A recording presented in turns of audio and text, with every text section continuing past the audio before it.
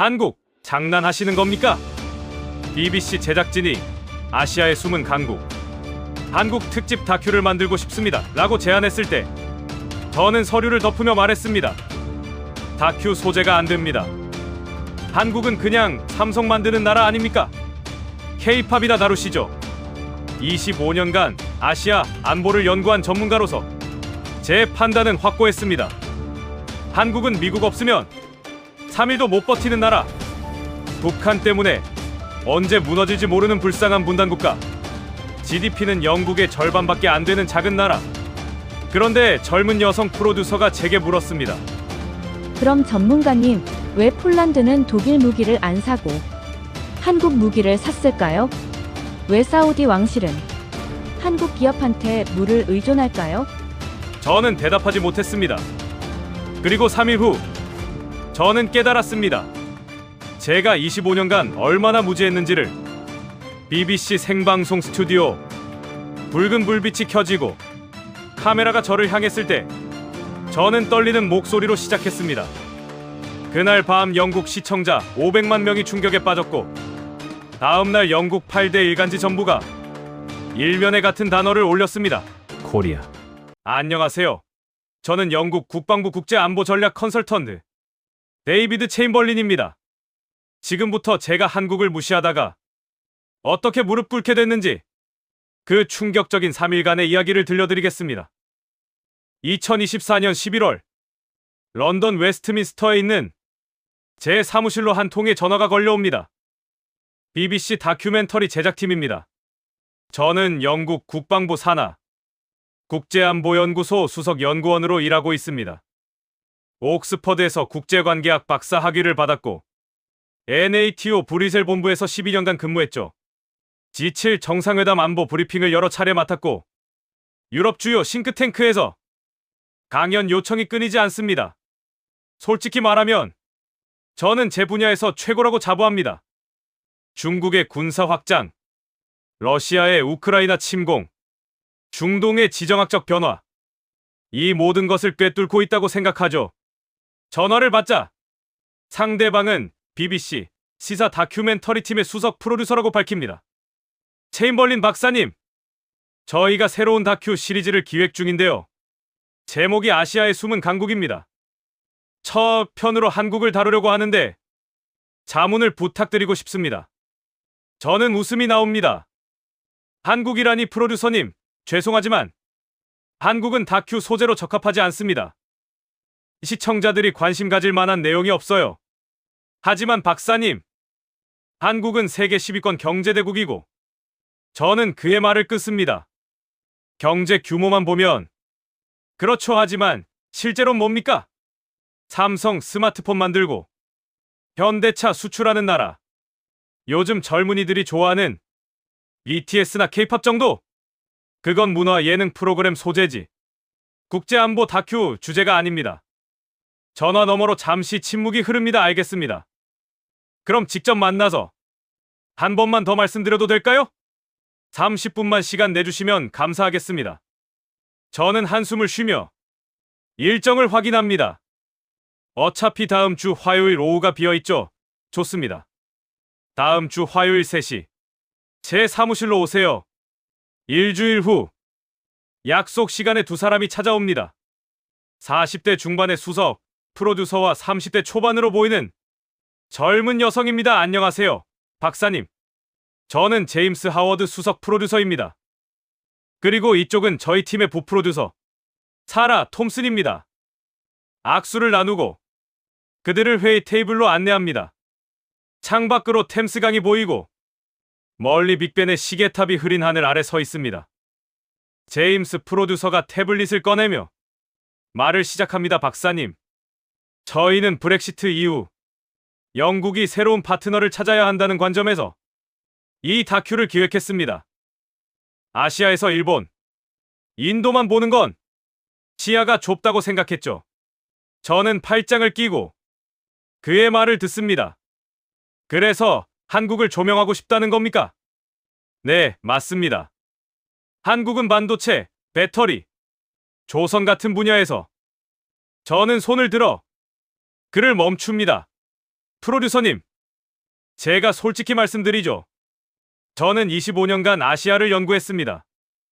NATO 본부에서 동아시아 전략을 담당했고요. 한국에 대해선 잘 압니다. 저는 몸을 앞으로 숙이며 말을 이어갑니다. 한국은 미국의 보호 아래에 있는 나라입니다. 북한이라는 미친 독재 정권과 휴전선으로 대치하고 있죠. 언제 전쟁이 날지 모릅니다. 인구는 겨우 5천만. GDP는 우리 영국의 절반 수준 기술력. 일본 기술 베낀 게 대부분이고요. 제임스 프로듀서의 얼굴이 굳어지지만 저는 계속합니다. 삼성이 대단하다고요? 반도체 핵심 장비는 전부 네덜란드, 미국, 일본산입니다. 현대차가 잘 나간다고요? 독일차 디자인 따라한 거죠. BTS. 그건 10대들이나 좋아하는 아이돌 그룹입니다. 국가 전략하고는 상관없어요.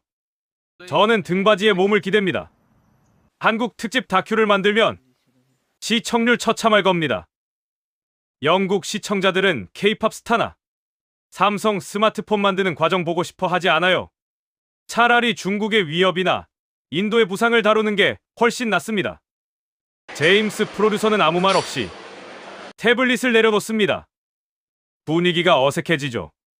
그때 옆에 조용히 앉아있던 사라 톰슨이 입을 엽니다. 박사님, 질문 하나만 드려도 될까요? 저는 그녀를 쳐다봅니다. 젊은 여성이 뭘 물으려나 싶죠? 말씀하세요.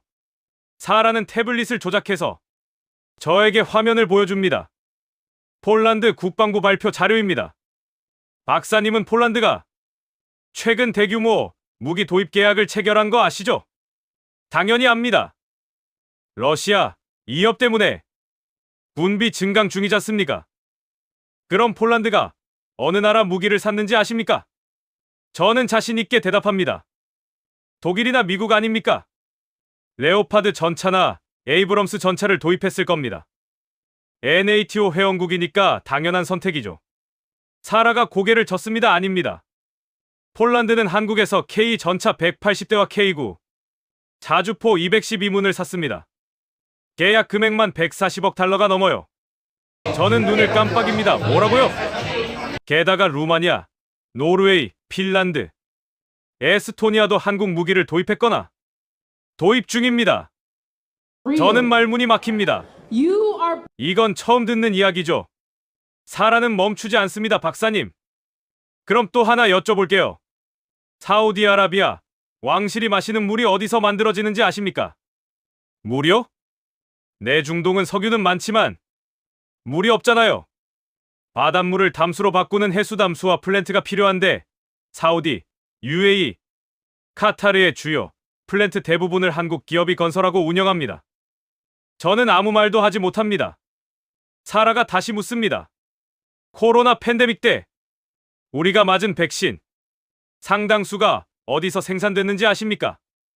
모더나 백신도 아스트라제네카 백신도 한국 공장에서 만들어진 게 많습니다.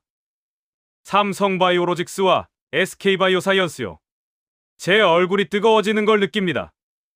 사라는 마지막 질문을 던집니다. 박사님, 25년간 아시아를 연구하셨다면서 이런 것들을 정말 몰랐습니까? 아니면 알면서도 중요하지 않다고 생각하신 겁니까? 저는 입술을 깨뭅니다. 자존심이 상하죠. 25년 경력의 전문가가 30대 여성 프로듀서한테 기초 정보로 망신당하는 기분입니다.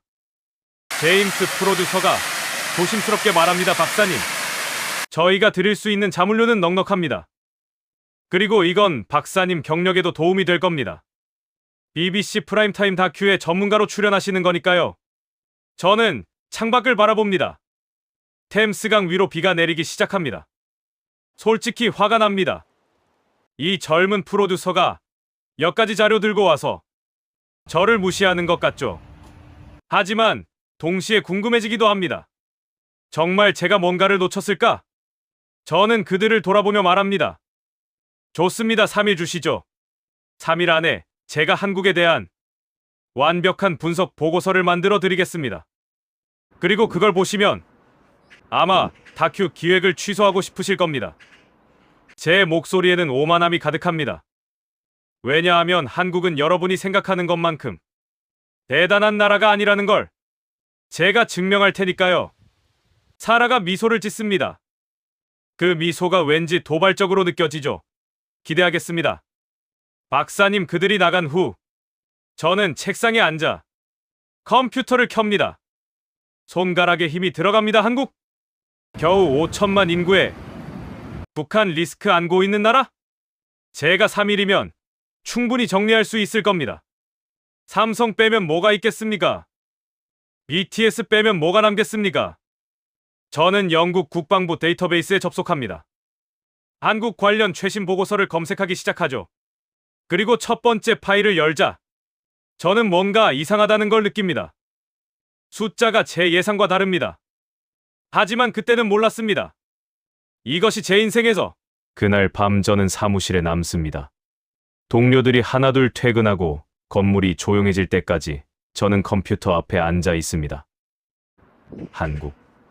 이 작은 나라에 대해 완벽한 분석 보고서를 만들어서 BBC 제작진의 코를 납작하게 만들어주겠다는 오기가 생깁니다. 저는 영국 국방부 기밀 데이터베이스에 접속합니다. NATO 정보망, 유럽연합 통상 자료, 국제통화기금 경제 보고서까지 모두 열람할 수 있는 권한이 있죠. 검색창에 타이핑합니다. 대한민국 최신 국가 현황. 첫 번째 문서가 열립니다. 기본 정보부터 확인하죠. 인구 5,100만 명, 면적 10만 제곱킬로미터, GDP 1조 7천억 달러. 저는 고개를 끄덕입니다. 예상대로입니다. 인구는 영국보다 적고 면적은 잉글랜드 정도, GDP는 영국의 절반 수준입니다. 별거 아니네. 저는 속으로 중얼거립니다. 하지만 다음 페이지를 넘기자 이상한 숫자가 눈에 들어옵니다. 여권 파워 지수 세계 2위. 저는 눈을 의심합니다. 2위라고요? 영국이 몇 위더라? 황급히 다른 창을 열어 확인합니다. 헨리 패스포트 인덱스 최신 순위. 한국 2위 무비자 입국 가능 국가 192개국. 영국 4위 무비자 입국 가능 국가 188개국. 저는 의자에 등을 기댑니다. 이게 말이 됩니까? 한국은 문단 국가입니다.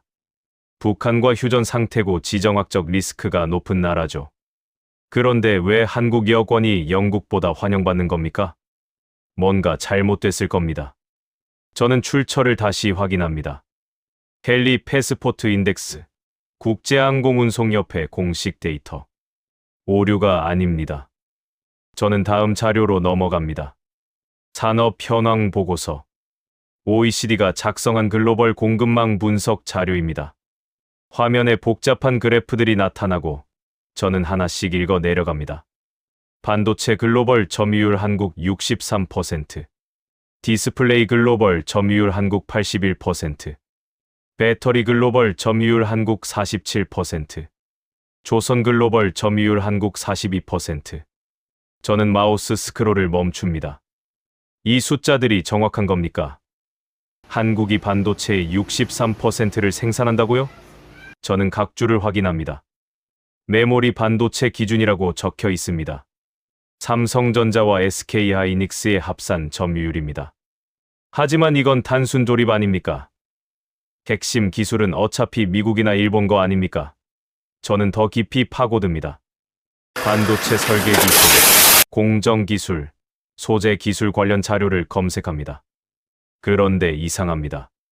최근 5년간 한국 기업들의 특허 출원 건수가 급증하고 있습니다.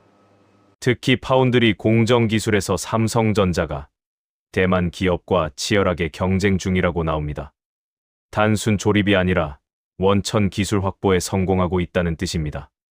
저는 커피를 한 모금 마십니다. 창밖은 이미 깜깜합니다. 시계를 보니 밤 10시가 넘었습니다. 다음 자료를 엽니다. 국방 산업 현황.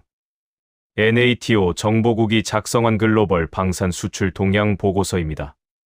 2023년 기준 세계 10대 무기 수출국 순위가 나옵니다.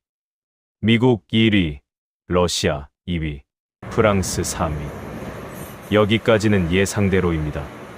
그런데 9위에 한국이 있습니다. 저는 눈을 가늘게 뜹니다. 한국이 세계 9위 무기 수출국이라고요? 보고서를 자세히 읽어 내려갑니다. 2022년 폴란드와 140억 달러 규모의 방산 수출 계약 체결. K 흑표 전차 180대, K9 자주포 212문, FA50 경공격기 48대. 납품 예정 기간 2024년부터 2026년까지 순차 납품. 저는 마우스를 클릭해서 상세 내용을 확인합니다. 독일 레오파드 2 전차는 납품까지 3년 이상 소요. 미국 에이브람스 전차는 대기 순번만 37개국.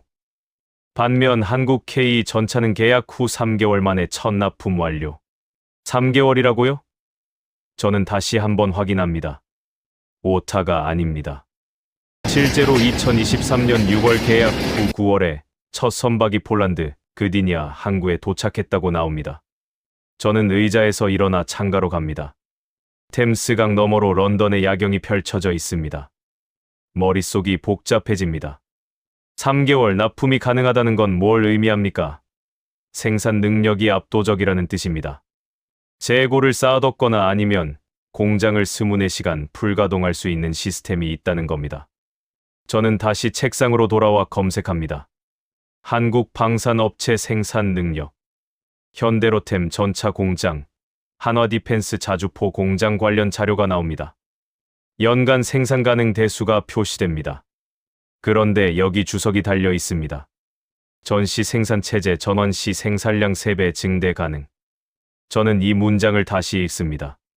전시 생산 체제라니. 이게 무슨 뜻입니까? 추가 자료를 찾습니다. 한국은 휴전 상태이기 때문에 모든 방산 공장이 유사시 즉각 증산 체제로 전환 가능하도록 설계되어 있다고 나옵니다. 정부 명령 하나면 민수 생산 라인이 군수 생산으로 바뀝니다. 저는 한숨을 쉽니다. 이건 예상하지 못한 부분입니다. 유럽 국가들은 냉전 종식 후 방산 공장을 대부분 축소했습니다. 평화 배당이라고 불렀죠. 하지만 한국은 달랐습니다. 북한이 있기 때문에 전쟁 준비 태세를 단 한순간도 늦춘 적이 없었던 겁니다. 그리고 그 전쟁 준비 시스템이 지금 유럽을 구하고 있습니다. 러시아가 우크라이나를 침공한 후 폴란드는 다급해졌습니다. 당장 무기가 필요했죠. 독일과 미국은 줄 수 없었습니다.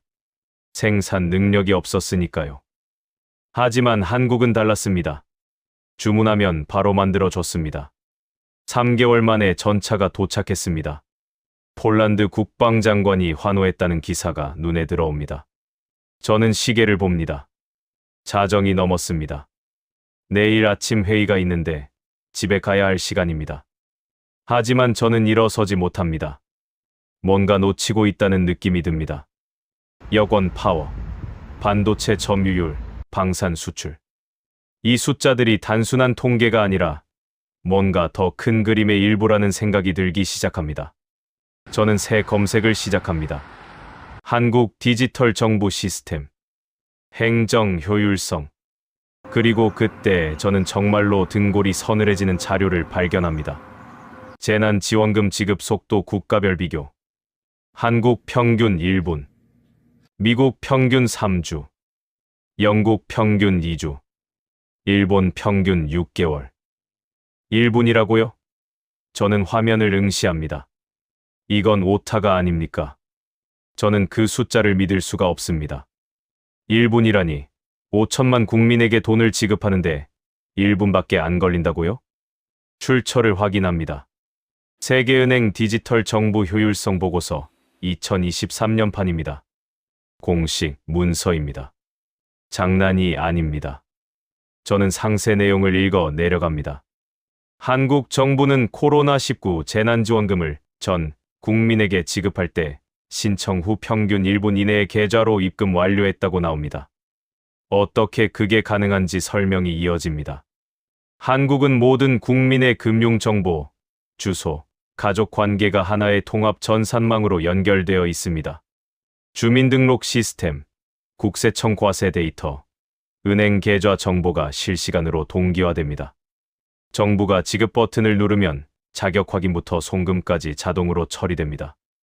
저는 영국의 경우와 비교해 봅니다. 우리는 어땠습니까? 코로나 때 재난지원금 신청하려면 온라인 양식 작성하고 우편으로 확인서 받고 은행 계좌 등록하고 심사 기다리고 평균 2주 걸렸습니다. 빠른 편이라고 자랑했죠. 미국은 더 심각했습니다. 수표를 우편으로 발송했습니다. 3주에서 한 달 걸렸죠. 일본은 가장 최악이었습니다. 지자체별로 서류 접수하고 명부 대조하고 확인하느라 6개월 넘게 걸렸습니다. 그런데 한국은 1분입니다. 저는 다른 사례를 찾아봅니다. 세금 환급 처리 속도도 비슷합니다. 한국 평균 7일, 영국 평균 45일, 미국 평균 21일. 출생 신고부터 주민등록증 발급까지 한국은 즉시 처리, 영국은 4주 소요. 이건 단순한 행정 효율성이 아닙니다. 저는 깨닫기 시작합니다. 이건 국가 시스템 자체가 다른 차원에 있다는 증거입니다. 저는 생각합니다. 만약 전쟁이 나면 어떻게 될까요? 한국 정부는 버튼 하나로 5천만 국민 전원에게 동시에 메시지를 보낼 수 있습니다. 예비군 310만 명의 소집 장소와 보직을 1분 안에 통보할 수 있습니다. 전국의 물류 시스템을 24시간 안에 군수 수송 체제로 전환할 수 있습니다. 영국이라면요. 저는 씁쓸하게 웃습니다. 우리는 예비군 소집하려면 우편으로 통지서 보냅니다. 도착까지 일주일 걸립니다. 주소가 바뀐 사람은 연락도 안 됩니다. 저는 다른 자료를 엽니다. 한국의 재난 대응 시스템 관련 보고서입니다. 긴급 재난 문자 시스템이라는 게 나옵니다. 정부가 특정 지역의 모든 휴대폰에 동시에 경보를 보낼 수 있습니다. 지진, 화재, 홍수, 전쟁, 무엇이든 1초 만에 전달됩니다. 영국은 어떻습니까? 우리도 긴급경보 시스템이 있긴 합니다. 하지만 작동률이 형편없습니다. 2022년 테스트 때 30%가 메시지를 못 받았습니다. 저는 의자에 깊이 파묻힙니다. 머릿속이 복잡합니다. 그때 제 휴대폰이 울립니다.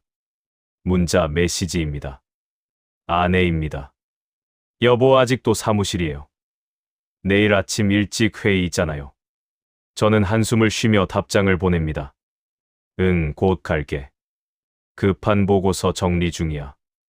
하지만 저는 일어서지 못합니다. 한 가지만 더 확인하고 싶습니다. 저는 검색창에 타이핑합니다.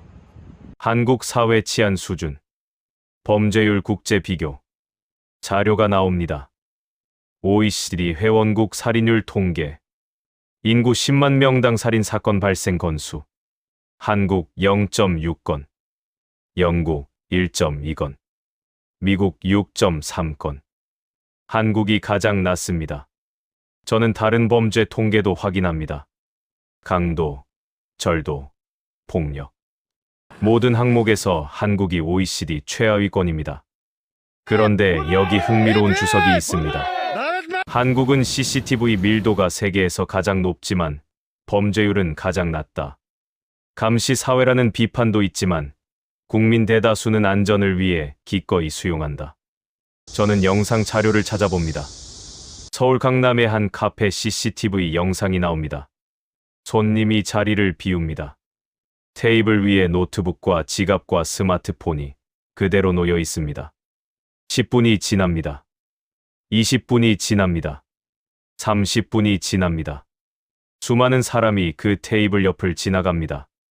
하지만 아무도 물건에 손을 대지 않습니다. 저는 런던을 떠올립니다. 만약 런던 카페에서 노트북을 놔두고 자리를 비우면 어떻게 될까요? 5분 안에 사라질 겁니다. 당연합니다. 그게 정상이죠. 하지만 한국에서는 30분 동안 아무도 훔치지 않습니다. 저는 비교 영상을 찾아봅니다. 2012년 미국 뉴욕 대정전 사태 당시 CCTV 영상입니다. 정전이 발생하고 10분 후 상점 유리창이 깨집니다. 사람들이 물건을 훔쳐 달아납니다. 경찰차가 불에 탑니다. 거리가 아수라장이 됩니다. 시스템이 멈추자 사회도 무너졌습니다. 그런데 한국은 어떻습니까? 저는 자료를 찾습니다. 2018년 서울 일부 지역 정전 사태 영상이 나옵니다. 신호등이 꺼지고 가로등이 꺼집니다. 하지만 사람들은 질서정연하게 움직입니다. 차량들은 서로 양보하며 교차로를 통과합니다. 상점 주인들은 문을 열어두고 손전등으로 물건을 팝니다. 약탈은 일어나지 않습니다. 저는 화면을 멍하니 바라봅니다. 이게 한국입니다. 시스템이 꺼져도 무너지지 않는 나라. 감시당해서 착한 게 아니라 시민의식 자체가 다른 차원에 있는 나라. 저는 문득 깨닫습니다. 왜 한국 여권이 세계 2위인지, 왜 전 세계가 한국인을 환영하는지. 한국인들은 어디를 가든 문제를 일으키지 않습니다. 범죄를 저지르지 않습니다. 질서를 지킵니다. 신뢰할 수 있습니다. 그래서 192개국이 한국인에게 문을 엽니다. 저는 시계를 봅니다. 새벽 2시입니다. 집에 가야 합니다. 하지만 저는 컴퓨터를 끄지 못합니다. 사라 톰슨의 질문이 머릿속을 맴돕니다. 박사님, 25년간 아시아를 연구하셨다면서 이런 것들을 정말 몰랐습니까? 저는 인정할 수밖에 없습니다. 네, 정말 몰랐습니다. 한국을 너무 과소평가했습니다. 삼성과 BTS만 있는 나라라고 생각했습니다. 하지만 진실은 달랐습니다. 저는 마지막으로 한 가지만 더 확인하기로 합니다. 내일 BBC 제작진 앞에서 코웃음 치려면 확실한 약점을 찾아야 합니다. 군사력입니다. 아무리 경제가 좋아도 북한 리스크 앞에서는 무용지물 아닙니까? 저는 검색합니다. 한국 군사력 평가. 그리고 그때 저는 정말로 충격을 받습니다. 글로벌 파이어파워 군사력 순위 2024년판이 화면에 나타납니다. 이건 전 세계 145개국의 군사력을 종합평가한 가장 권위 있는 지표입니다. 순위를 확인합니다. 미국 1위, 러시아 2위, 중국 3위. 예상대로입니다. 인도 4위, 영국 5위. 저는 고개를 끄덕입니다. 우리 영국이 아직 5위는 지키고 있군요. 그리고 6위에 한국이 있습니다. 저는 눈을 크게 뜹니다. 6위라고요? 프랑스 7위, 일본 8위, 독일 9위보다 높습니다. 한국이 지칠 국가들보다 군사력이 강하다는 겁니까? 세부 항목을 확인합니다. 현역 병력 50만 명, 예비군 310만 명, 전차 2,600대, 장갑차 1만 4천대, 자주포 3,100문, 전투기 590대, 군함 234척. 숫자만 보면 인상적입니다. 하지만 양적인 수치 아닙니까? 질적 수준은 어떨까요? 저는 더 깊이 파고듭니다. 한국군 주력 전차 K 흑표 재원이 나옵니다. 120mm 활강포, 복합 장갑, 능동방어 시스템 장착, 최고 속도 시속 70km, 사격 통제 시스템은 이동 중에도 2km 밖 목표를 명중시킬 수 있습니다. 저는 영국 주력 전차 챌린저 3와 비교해봅니다. 화력과 기동성에서 K가 우위입니다. 가격은 절반 수준입니다. K9 자주포 재원도 확인합니다. 155mm 곡사포, 분당 발사 속도 6발, 최대 사거리 40km. 자동 장전 장치 탑재로 3명의 승무원만으로 운용 가능합니다. 저는 놀랍니다. 유럽의 자주포들은 대부분 5명에서 6명이 필요합니다. 한국은 자동화로 인력을 절감했습니다.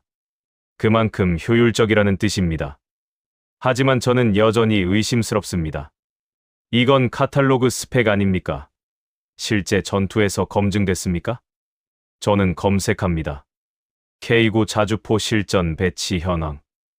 그리고 놀라운 사실을 발견합니다. K9는 이미 10개국 이상에 수출됐습니다. 터키, 폴란드, 노르웨이, 핀란드, 에스토니아, 인도, 이집트, 오스트레일리아. NATO 회원국 대부분이 K9를 운용 중이거나 도입 예정입니다. 터키는 K9를 라이선스 생산까지 합니다. 실전에도 투입했습니다. 2019년 시리아 국경 작전에서 K9이 사용됐고 성능이 입증됐습니다. 고장률이 낮고 정확도가 높다는 평가를 받았습니다. 저는 다음 자료로 넘어갑니다. 한국 방산 수출 품목 다양성. 전차, 자주포만이 아닙니다. 경공격기, 훈련기, 잠수함, 구축함, 대공 미사일, 다연장 로켓까지 수출하고 있습니다. 특히 눈에 띄는 건 천궁 대공 미사일입니다. 중거리 지대공 미사일로 패트리어트 미사일과 비슷한 수준입니다. 사우디아라비아가 도입했습니다. 34억 달러 계약입니다. 저는 손으로 턱을 괴며 생각합니다. 한국은 단순히 무기를 파는 게 아닙니다. 방산 생태계 전체를 수출하고 있습니다. 그때 한 문장이 눈에 들어옵니다. 한국은 세계에서 몇 안 되는 무기 체계 완전 자급 국가다. 전차부터 전투기, 군함, 미사일까지 모두 자체 생산 가능하다. 저는 깜짝 놉니다. 무기 체계 완전 자급이라니. 이게 얼마나 어려운 일인지 저는 압니다. 영국도 못합니다. 우리는 F-35 전투기를 미국에서 삽니다. 프랑스도 일부 부품은 수입합니다.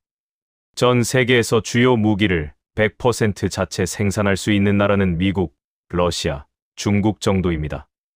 그리고 한국이 그 대열에 합류했습니다. 저는 이유를 찾아봅니다. 왜 한국은 무기를 자체 생산하려고 이렇게 집착했을까요? 답은 간단합니다. 북한 때문입니다. 냉전 시절 한국은 미국 무기에 전적으로 의존했습니다. 그런데 1970년대 미국이 주한미군 철수를 검토했습니다. 한국은 공황 상태에 빠졌습니다. 미국이 떠나면 북한 침공을 막을 수 없었습니다. 그래서 한국은 결심했습니다. 스스로 무기를 만들겠다고. 핵무기도 개발하려 했습니다. 미국이 막았지만요. 하지만 재래식 무기는 포기하지 않았습니다. 50년간 기술 개발에 매진했습니다. 처음엔 외국 무기를 카피했습니다. 그러다 점차 개량했습니다. 이제는 독자 설계가 가능합니다. 저는 K 전차 개발 과정을 읽어봅니다. 1995년 개발 시작, 2014년 양산 개시. 20년 걸렸습니다. 수천억 원을 투자했습니다. 실패도 많았습니다. 하지만 포기하지 않았습니다. 왜냐하면 생존이 걸린 문제였으니까요. 저는 문득 깨닫습니다. 한국의 모든 것이 이렇습니다. 반도체도, 조선도, 자동차도 전부 생존 본능에서 나왔습니다. 자원이 없으니 기술로 승부했습니다. 땅이 좁으니 바다로 나갔습니다. 시장이 작으니 수출로 돌파했습니다. 동맹이 불안하니 스스로 무장했습니다. 저는 다른 자료를 엽니다. 일본 불화수소 수출 규제 사건 관련 보고서입니다. 2019년 여름 일본 정부가 한국에 대한 반도체 핵심 소재 수출을 규제했습니다. 당시 일본 언론은 환호했습니다. 한국 반도체 산업은 3개월 안에 무너질 것이다. 삼성과 SK는 일본에 무릎 꿇고 사과할 것이다. 저는 결과를 확인합니다.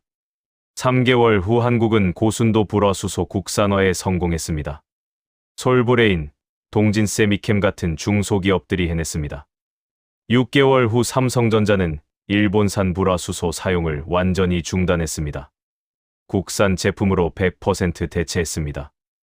1년 후 일본 불화수소 제조사들의 한국 매출이 90% 폭락했습니다. 스텔라케미파, 모리타와 같은 업체들이 적자로 돌아섰습니다. 2년 후 일본 기업들이 한국 정부에 애원했습니다. 제발 한국에 공장을 짓게 해달라고. 저는 이 대목에서 헛웃음이 나옵니다. 일본이 칼을 뽑았는데 결국 무릎 꿇은 건 일본 기업들이었습니다. 어떻게 이런 일이 가능했을까요? 저는 상세 보고서를 읽습니다. 한국 엔지니어들은 연구소에 침낭을 깔고 24시간 불을 끄지 않았습니다. 대기업은 중소기업에게 테스트 라인을 무상으로 제공했습니다. 정부는 모든 규제를 풀었습니다. 삼성전자 부회장이 직접 중소기업 공장을 방문해서 격려했습니다. 전 국민이 일본 제품 불매 운동에 참여했습니다. 하지만 폭력은 없었습니다. 조용히 지갑을 닫았습니다. 일본 맥주 매출이 99% 감소했습니다. 유니클로 매장이 텅텅 비었습니다. 그리고 3개월 만에 기적을 일으켰습니다. 저는 화면을 멍하니 바라봅니다. 이건 단순한 기술 개발이 아닙니다. 이건 전쟁입니다. 경제 전쟁에서 한국이 일본을 이긴 겁니다.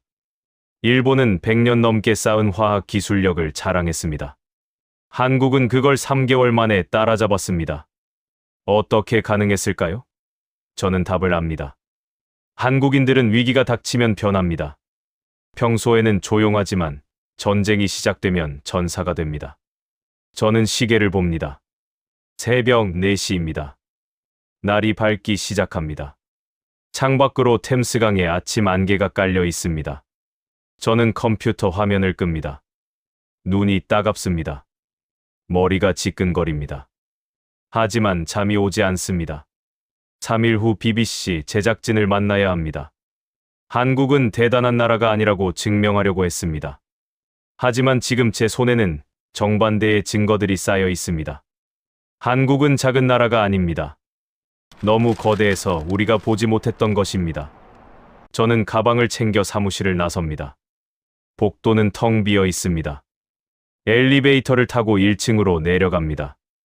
밖으로 나오자 차가운 새벽 공기가 얼굴을 때립니다. 저는 깊이 숨을 들이쉽니다. 내일, 아니 오늘 저녁에 다시 조사를 계속해야 합니다. 아직 확인하지 못한 게 너무 많습니다. 중동의 물, 사라가 말했던 그 이야기. 바이오 산업, 백신 생산, 문화 산업, K-팝의 영향력.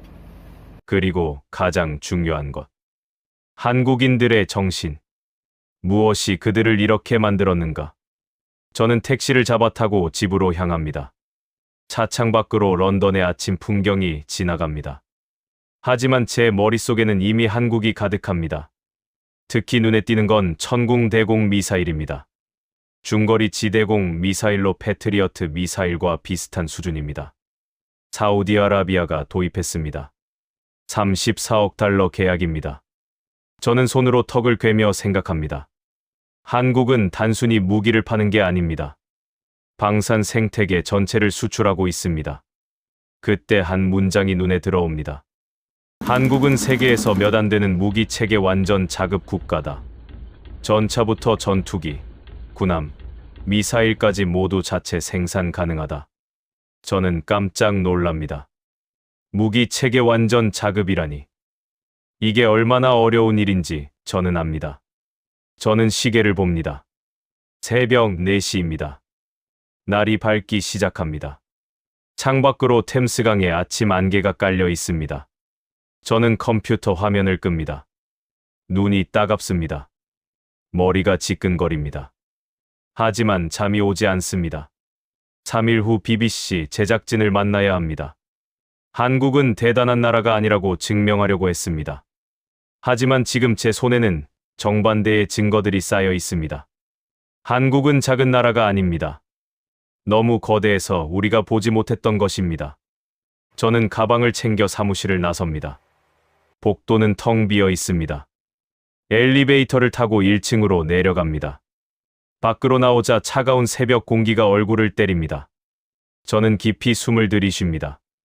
앞으로 이틀, 아직 확인하지 못한 게 너무 많습니다. 중동의 물, 사라가 말했던 그 이야기. 바이오 산업, 백신 생산, 문화 산업, K-팝의 영향력. 그리고 가장 중요한 것, 한국인들의 정신. 무엇이 그들을 이렇게 만들었는가? 저는 택시를 잡아 타고 집으로 향합니다. 차창 밖으로 런던의 아침 풍경이 지나갑니다. 하지만 제 머릿속에는 이미 한국이 가득합니다. 그날 저녁, 저는 다시 사무실로 돌아옵니다. 집에서 몇 시간 눈을 붙였지만 머릿속은 여전히 복잡합니다. 아내는 걱정스러운 눈빛으로 저를 바라봤지만 아무 말도 하지 않았습니다. 책상에 앉아 새로운 검색을 시작합니다.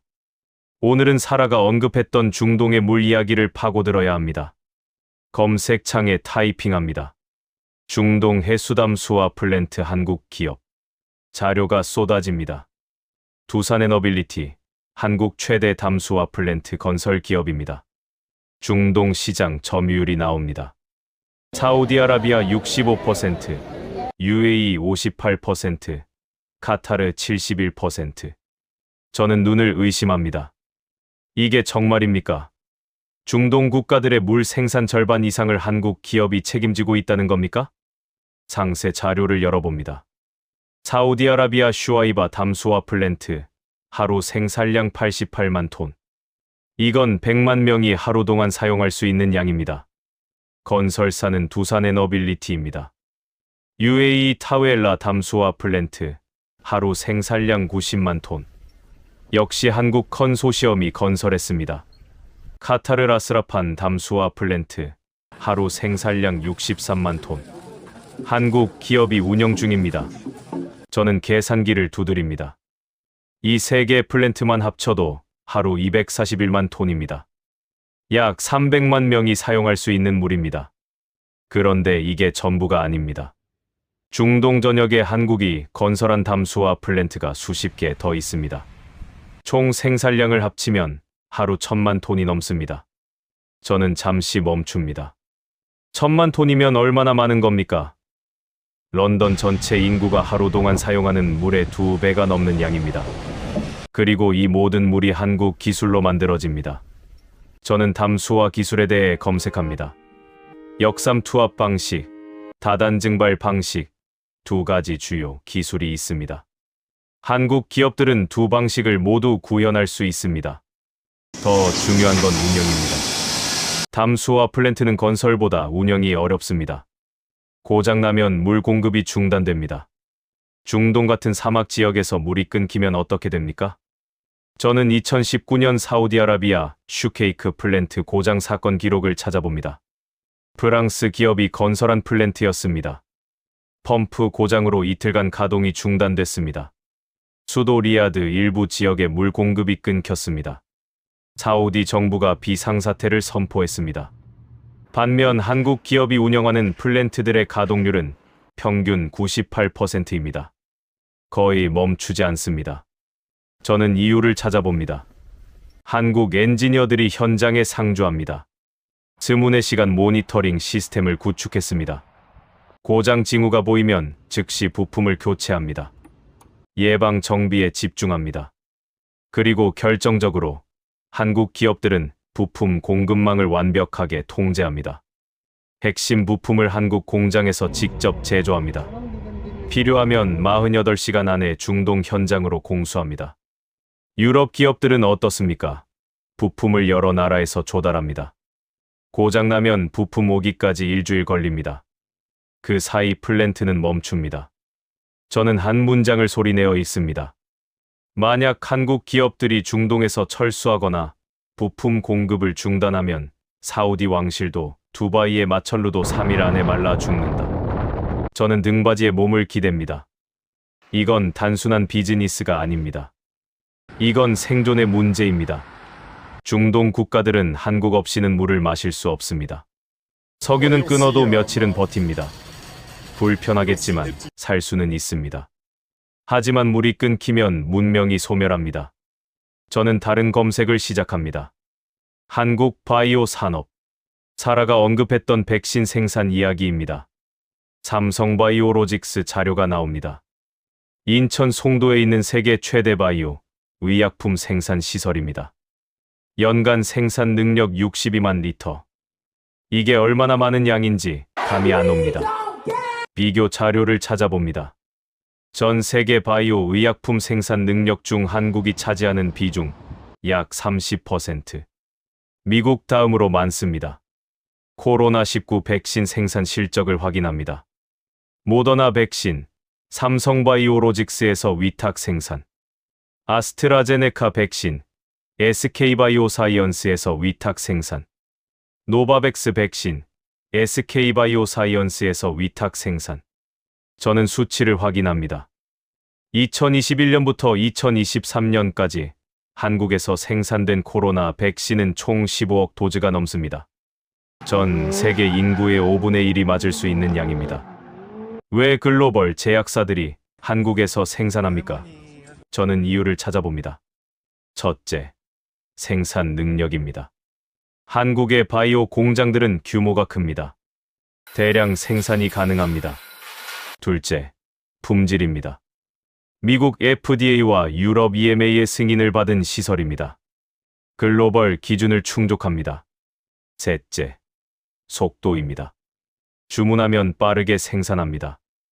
납기를 지킵니다. 넷째, 그리고 가장 중요한 것, 신뢰성입니다. 저는 한 보고서를 읽습니다. 팬데믹 당시 전 세계 공장들이 멈췄습니다. 노동자들이 감염됐습니다. 물류가 끊겼습니다. 하지만 한국 공장들은 멈추지 않았습니다. 왜냐하면 자동화되어 있었기 때문입니다. 저는 로봇 밀도 통계를 다시 확인합니다. 제조업 노동자 1만 명당 산업용 로봇 대수. 한국 1000대, 싱가포르 670대, 일본 399대, 독일 397대, 미국 274대. 한국은 2위와도 압도적인 차이입니다. 이게 무슨 의미입니까? 사람이 쓰러져도 공장은 돌아간다는 뜻입니다. 저는 영상 자료를 찾아봅니다. 삼성바이오로직스 송도 공장 내부 영상입니다. 거대한 배양 탱크들이 줄지어 서 있습니다. 로봇 팔들이 정밀하게 움직입니다. 사람은 거의 보이지 않습니다. 약품을 배양하고 바이알에 담고 포장하는 모든 과정이 자동화되어 있습니다. 팬데믹이 와도 전쟁이 나도 이 공장은 멈추지 않습니다. 저는 문득 깨닫습니다. 한국은 세계의 약국입니다. 다음 팬데믹이 오면 백신을 대량으로 생산할 수 있는 유일한 나라가 될 수 있습니다. 저는 시계를 봅니다. 밤 11시입니다. 이틀째 밤샘입니다. 내일 아침까지 보고서를 정리해야 합니다. 하지만 아직 한 가지가 남았습니다. K-팝과 문화산업. 사라는 왜 이걸 언급했을까요? 노래와 드라마가 국가 안보와 무슨 상관입니까? 저는 마지막 검색을 시작합니다. 그리고 그때 저는 정말로 소름이 돋는 걸 느낍니다. 검색창에 타이핑합니다. BTS 경제적 파급 효과. 화면에 나타난 숫자를 보고 저는 눈을 의심합니다. 현대경제연구원 보고서 BTS의 연간 경제적 효과 56억 달러. 영국 파운드로 환산하면 약 45억 파운드입니다. 이건 중견 기업 수준이 아닙니다. 대기업 수준입니다. 아이돌 그룹 하나가 이렇게 큰 경제 효과를 만들어낸다고요? 세부 내용을 확인합니다. 음반 판매, 콘서트 수익, 광고, 관광 유발 효과까지 모두 합산한 수치입니다. 특히 관광 유발 효과가 큽니다. BTS 팬들이 한국을 방문하면서 발생하는 소비가 연간 수조 원에 달합니다. 저는 다른 자료를 찾아봅니다. 넷플릭스 글로벌 시청 순위. 비영어권 콘텐츠 톱10 중 8개가 한국 드라마입니다. 오징어 게임, 더 글로리, 이상한 변호사 우영우, 지옥, 마이 네임. 넷플릭스 CEO 테드 사란도스의 발언이 나옵니다. 한국 콘텐츠가 없으면 넷플릭스 구독자의 상당수가 이탈할 것이다. 저는 잠시 멈춥니다. 이게 무슨 뜻입니까? 세계 최대 스트리밍 플랫폼의 생사여탈권을 한국이 쥐고 있다는 겁니까? 더 깊이 파고듭니다. 넷플릭스 가입자 중 한국 콘텐츠 시청자 비중. 전체의 60%가 넘습니다. 한국 드라마나 예능을 한 번이라도 본 사람들입니다. 그중 상당수는 한국 콘텐츠 때문에 넷플릭스를 유지합니다. 만약 한국 콘텐츠가 사라지면 구독을 취소할 가능성이 높습니다. 저는 언어 학습 앱 통계를 찾아봅니다. 듀오링고 글로벌 학습 희망 언어 순위. 1위 영어, 2위 한국어, 3위 스페인어. 한국어가 2위라고요? 중국어는 7위에 불과합니다. 중국 정부는 전 세계에 공자학원을 세우고 수십억 달러를 쏟아부었습니다. 하지만 효과는 미미합니다. 사람들은 중국어를 배우고 싶어 하지 않습니다. 반면 한국은 정부가 돈을 쓰지 않았습니다. BTS가, 블랙핑크가, 넷플릭스 드라마가 알아서 한국어를 전파했습니다.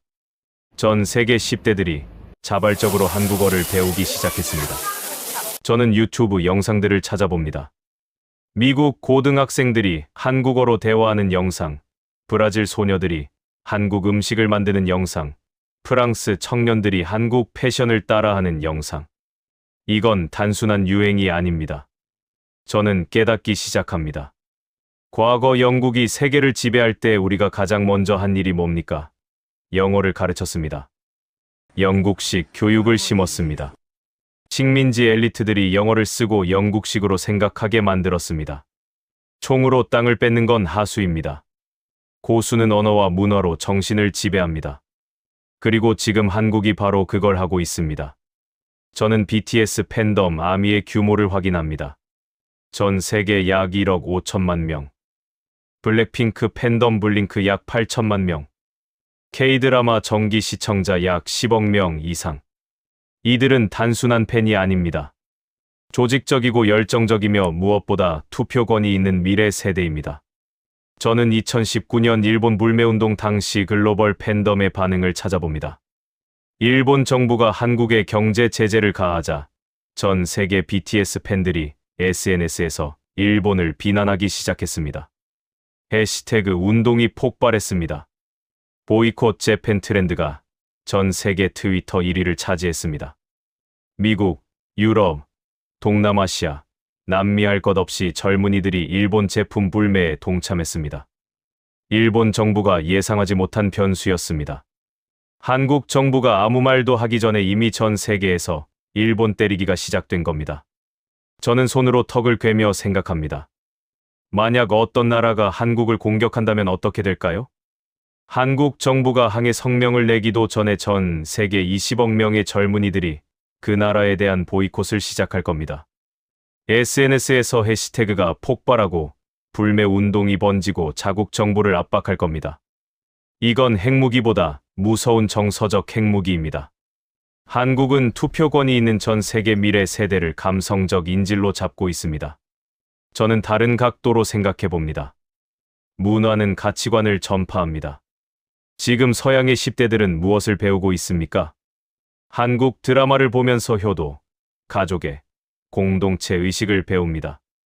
BTS 노래를 들으면서 자기 사랑, 꿈을 향한 도전을 배웁니다. 한국 예능을 보면서 팀워크, 배려, 예의를 배웁니다. 이건 서양 문화와 다릅니다. 서양은 개인주의를 강조합니다. 나의 권리, 나의 자유, 나의 행복. 하지만 한국 콘텐츠는 우리를 강조합니다. 우리 가족, 우리 팀, 우리 사회. 전 세계 젊은이들이 한국식 가치관에 노출되고 있습니다. 무의식적으로 흡수하고 있습니다. 10년 후, 20년 후 이 세대가 사회 주류가 되면 어떻게 될까요? 그들은 한국에 우호적일 겁니다. 한국을 공격하는 정책에 반대할 겁니다. 한국을 도와야 한다고 목소리를 낼 겁니다. 저는 소름이 돋습니다. 이건 장기 전략입니다. 한국 정부가 계획한 것인지 아니면 우연인지 모르겠지만 결과는 분명합니다. 한국은 군사력 없이 전 세계에 영향력을 심고 있습니다. 저는 마지막 자료를 확인합니다.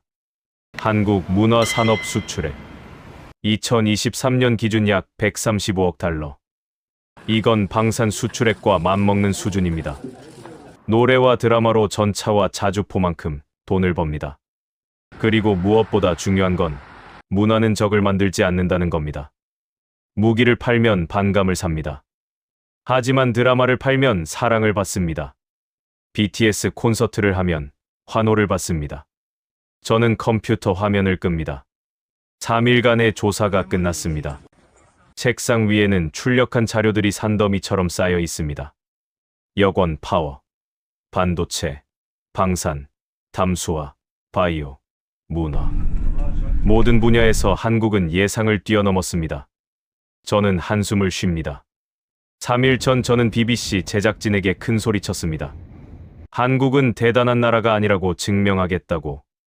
하지만 지금 제 손에 있는 건 정반대의 증거들입니다. 한국은 작은 나라가 아닙니다. 너무 거대해서 우리가 보지 못했던 것입니다. 내일 BBC 제작진을 만나야 합니다. 저는 무슨 말을 해야 할까요? 솔직하게 인정해야겠죠. 제가 틀렸다고. 한국을 과소평가했다고. 25년 경력의 전문가가 한국에 대해선 아무것도 몰랐다고.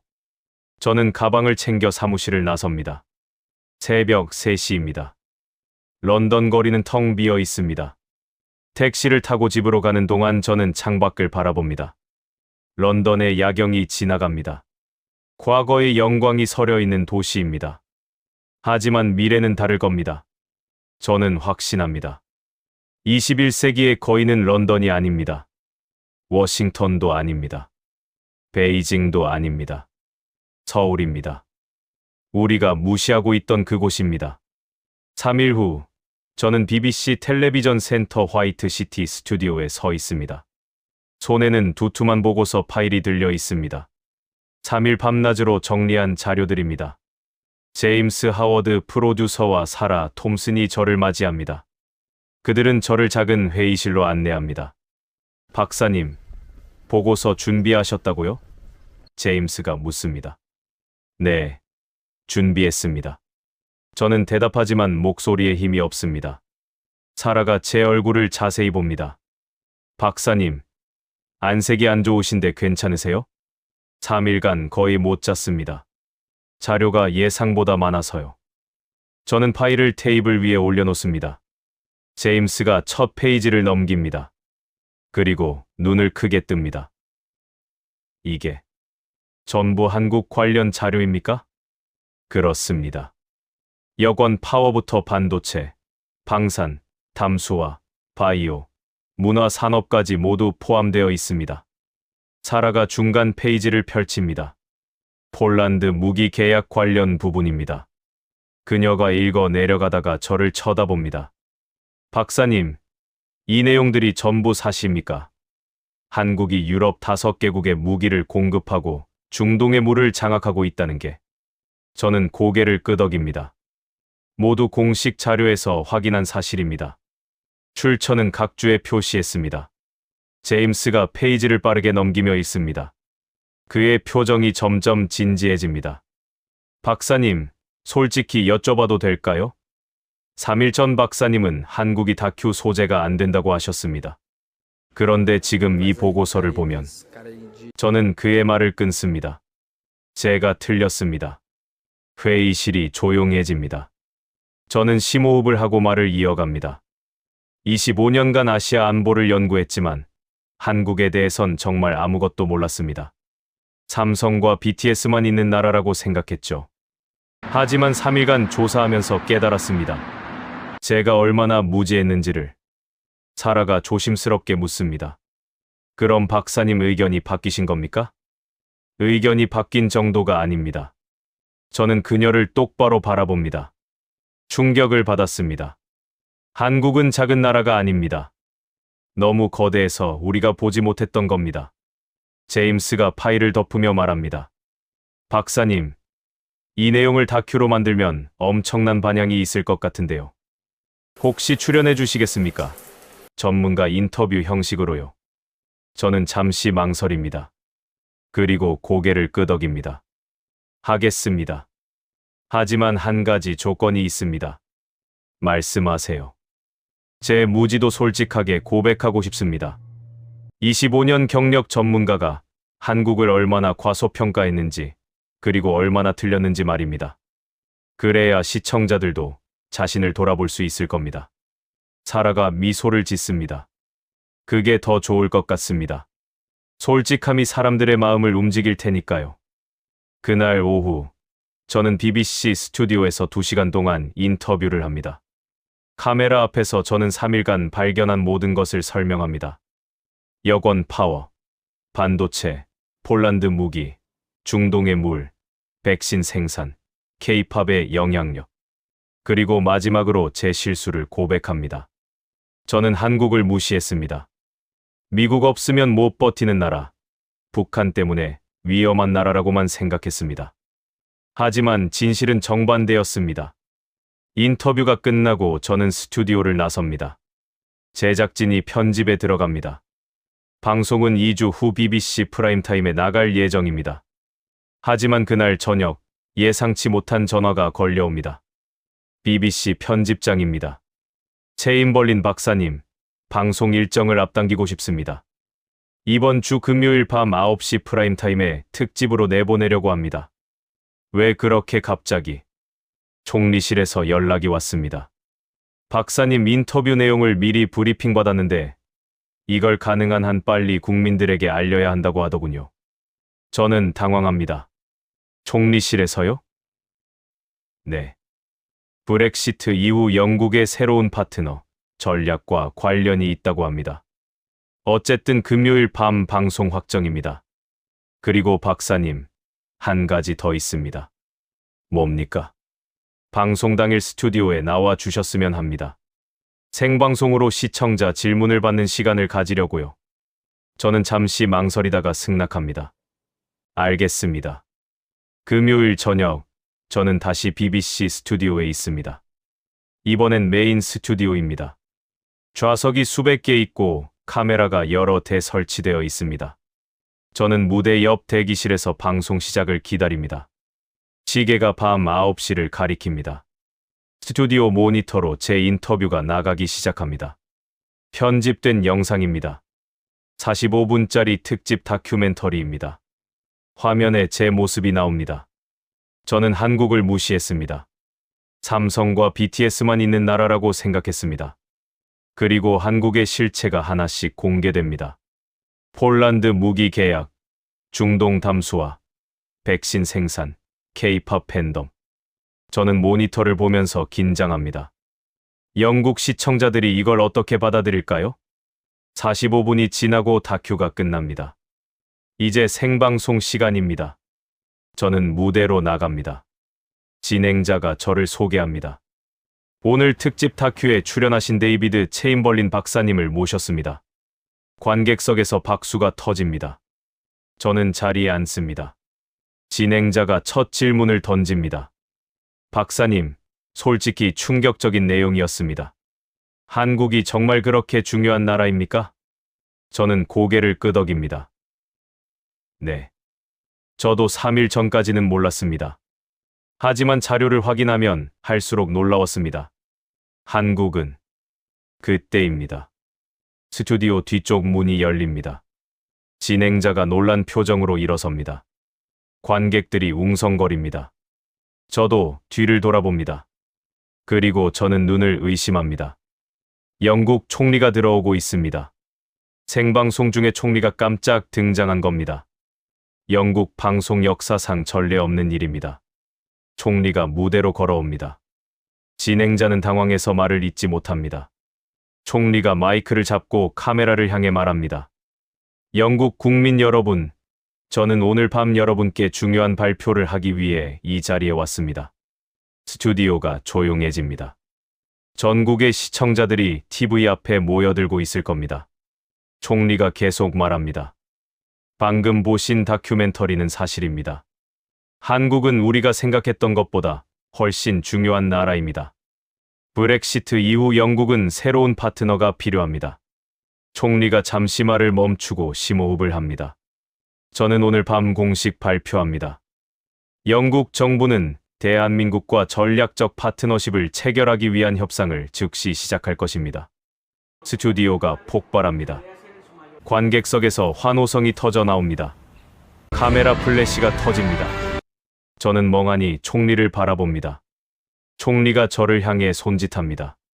체인벌린 박사님, 이리 오시죠. 저는 떨리는 다리로 총리 옆으로 갑니다. 총리가 제 어깨에 손을 올립니다. 이분의 용기 있는 보고서가 오늘의 결정을 가능하게 했습니다. 25년 경력의 전문가가 자신의 잘못을 인정하고 진실을 밝혔습니다. 이것이 바로 영국이 필요로 하는 정직함입니다. 총리가 카메라를 향해 다시 말합니다. 영국은 과거의 영광에 안주할 수 없습니다. 21세기는 새로운 파트너십을 요구합니다. 한국은 기술, 생산 능력, 신뢰성 모든 면에서 영국의 이상적인 파트너입니다. 총리가 구체적인 계획을 발표하기 시작합니다. 첫째, 방산 협력입니다.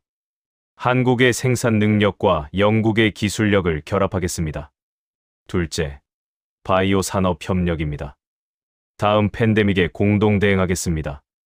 셋째, 반도체 공급망 파트너십입니다. 영국 기업들이 안정적으로 반도체를 확보할 수 있도록 하겠습니다. 저는 꿈을 꾸는 것 같습니다. 제 보고서가 국가 정책을 바꾸고 있습니다. 생방송이 끝나고 저는 총리와 짧은 대화를 나눕니다. 박사님, 훌륭한 보고서였습니다. 솔직히 저도 한국을 과소평가하고 있었습니다. 박사님 덕분에 눈을 뜬 것 같습니다. 총리님, 영광입니다. 하지만 저는 그저 사실을 정리했을 뿐입니다. 총리가 미소를 짓습니다. 때로는 사실을 정리하는 것만으로도 세상을 바꿀 수 있습니다. 다음 날 아침, 영국이 발칵 뒤집혔습니다. 모든 신문 일면이 한국 이야기입니다. 가디언 우리가 몰랐던 거인 대한민국. 텔레그래프 총리, 한국과 전략적 파트너십 전격 발표. 타임스 브렉시트 이후 새로운 길, 아시아의 강국 한국. 파이낸셜 타임스 한국의 경제력, 영국 기업들의 새로운 기회. 제 휴대폰이 미친 듯이 울립니다. 동료들, 언론사, 싱크탱크, 대학교에서 연락이 쏟아집니다. 모두 한국에 대해 물어봅니다. 저는 하루 종일 전화를 받고 이메일에 답장합니다. 손이 아플 정도입니다. 그날 오후 BBC 뉴스에서 속보가 나옵니다. 시청률 집계 결과 전날 밤 특집 다큐 실시간 시청자 520만 명. 영국 인구의 약 8%가 시청했습니다. 다큐멘터리로는 역대급 시청률입니다. SNS에서는 해시태그가 폭발합니다. 한국과의 파트너십, 우리가 몰랐던 한국, 21세기 거인. 트위터 트렌드 1위부터 10위까지 전부 한국 관련입니다. 하지만 놀라운 건 그 다음입니다. 3일 후 독일 슈피겔이 특집 기사를 냅니다. 영국이 발견한 한국, 독일은 왜 몰랐나? 프랑스 르몽드도 따라갑니다. 유럽의 새로운 파트너, 대한민국. 스페인 엘 파이스, 이탈리아 코리에르 델라 세라, 네덜란드 NRC 한델스블라트, 유럽 주요 언론들이 연쇄적으로 한국 특집을 내보냅니다. 일주일 후 브뤼셀 EU 본부에서 긴급 회의가 소집됩니다. 의제는 EU 한국 전략적 파트너십 강화 방안입니다. 저에게도 연락이 옵니다. EU 집행위원회에서 한국 관련 브리핑을 요청합니다. 독일 국방부, 프랑스 외무부, 네덜란드 경제부에서도 강연 요청이 들어옵니다. 2주 후 저는 브뤼셀에 있습니다. EU 고위 관료 50명 앞에서 발표합니다. 제목은 한국, 유럽이 놓친 기회입니다. 발표가 끝나고 독일 경제부 차관이 저에게 말합니다. 박사님, 솔직히 충격받았습니다. 우리도 한국을 완전히 과소평가하고 있었습니다. 프랑스 외무부 국장도 끼어듭니다. 이제라도 늦지 않았으면 좋겠습니다. 한국과의 협력을 서둘러야겠습니다.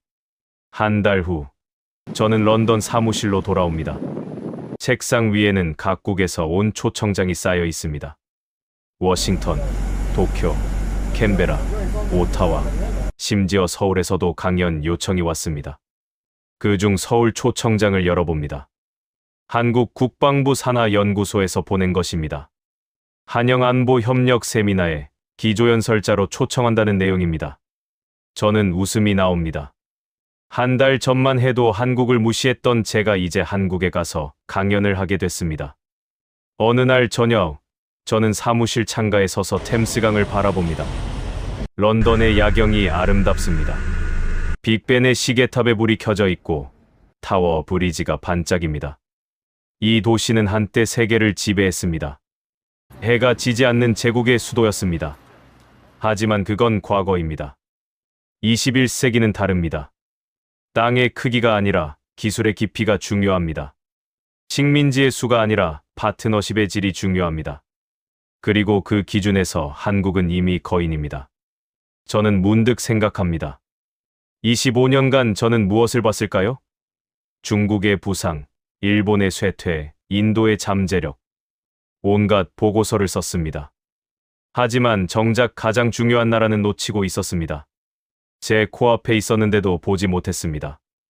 왜일까요? 편견 때문입니다. 작은 나라, 분단 국가, 미국에 의존하는 나라.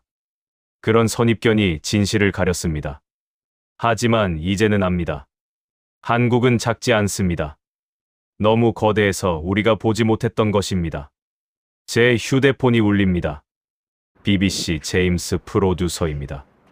박사님, 좋은 소식입니다. 우리 다큐가 국제 에미상 후보에 올랐습니다. 정말입니까? 네. 그리고 박사님, 시즌2 제안이 들어왔습니다. 이번엔 한국을 더 깊이 파고드는 거죠. 역사, 문화, 사람들의 이야기까지요. 저는 미소를 짓습니다. 좋습니다. 하지만 이번엔 제대로 준비하겠습니다. 3일이 아니라 3개월 걸려서라도요. 전화를 끊고 저는 다시 창밖을 바라봅니다. 멀리 동쪽, 지구 반대편 어딘가에 한국이 있습니다. 인구 5천만의 작은 나라. 하지만 그 작은 나라가 지금 세계를 움직이고 있습니다. 중동의 물, 유럽의 무기, 전 세계의 약 20억 명의 마음. 모든 것을 조용히 장악했습니다. 총 한 발 쏘지 않고, 한 명의 병사도 파견하지 않고 세계의 목줄을 쥐었습니다. 이것이 21세기 방식입니다. 이것이 한국의 방식입니다. 저는 컴퓨터를 켭니다. 새로운 보고서를 작성하기 시작합니다. 제목은 한국의 다음 10년, 세계는 준비되었는가입니다. 손가락이 키보드 위를 움직입니다. 창밖으로 런던의 밤이 깊어갑니다. 하지만 저는 이미 알고 있습니다. 해는 런던에서 지지만 서울에서 떠오른다는 것을. 그리고 그 태양은 이제 막 떠오르기 시작했다는 것을.